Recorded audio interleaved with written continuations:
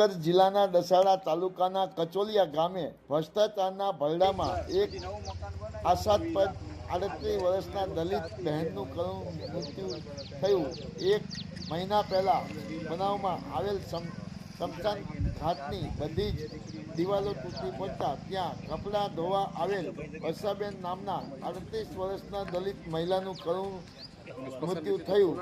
આ સમગ્ર સ્મશાન ઘાટનું કામ જોઈ કોઈએ પણ એવું કર્યું હોય કે આ કામની જેણે તપાસ કરી હોય એ બધા જ અધિકારીઓ, કર્મચારીઓ, કોન્ટ્રાક્ટરોથી લઈને તમામ ઉપર ગંભીરમાં ગંભીર ધારાઓ ઉપર સદોષ માનવ હત્યાનો ગુનો લાગુ પાડી કાર્યવાહી કરવી જોઈએ એવી માંગ કરાઈ હતી.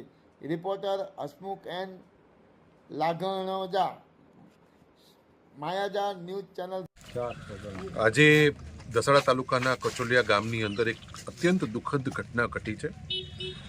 કચોલિયા ગામની અંદર બહેનો માટે ખાસ કરીને નાવા ધોવા, કપડાં ધોવા માટે જે અવાડો, જે સ્નાન ઘાટ જે બનાવવામાં આવેલો છે એ સ્નાન ઘાટ આજે મહિના પહેલાં જ બનાવેલો છે અને મહિના પહેલાં બનાવેલો સ્નાન ઘાટ સંપૂર્ણ રીતે ધ્વસ્ત થઈ જાય એ માની શકાય એવી ઘટના નથી.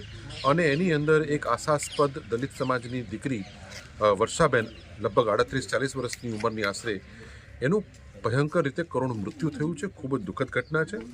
આ સમગ્ર કામની સરકાર પાસે આપણે માંગણી કરીએ કે એની ઊંડી તપાસ થવી જોઈએ. મહિના પહેલાં બનેલો આ આખું કામ કઈ રીતે આવી રીતે આખું ધ્વસ્ત થઈ જાય, જાણે કે બ્લાસ્ટ થયો હોય અને બધી બાજુથી બધી જ દિવાલો એકસાથે પડી જાય એવું કયા પ્રકારનું અહીં કામ થયું હશે એની પણ આપણે કલ્પના કરી શકતા નથી. અને કોઈપણ સંજોગોમાં ચાહે કોઈ પણ હોય એમાં એને છોડવો જોઈએ નહીં. જ્યારે એક યુવાન દીકરીનું એક મૃત્યુ થાય છે ત્યારે આ ઘટના ખરેખર આપણા બધા માટે ખૂબ શરમજનક છે અને હું આશા રાખું છું કે સરકાર આ બાબતમાં ખૂબ ગંભીરમાં ગંભીર કાર્યવાહી કરશે.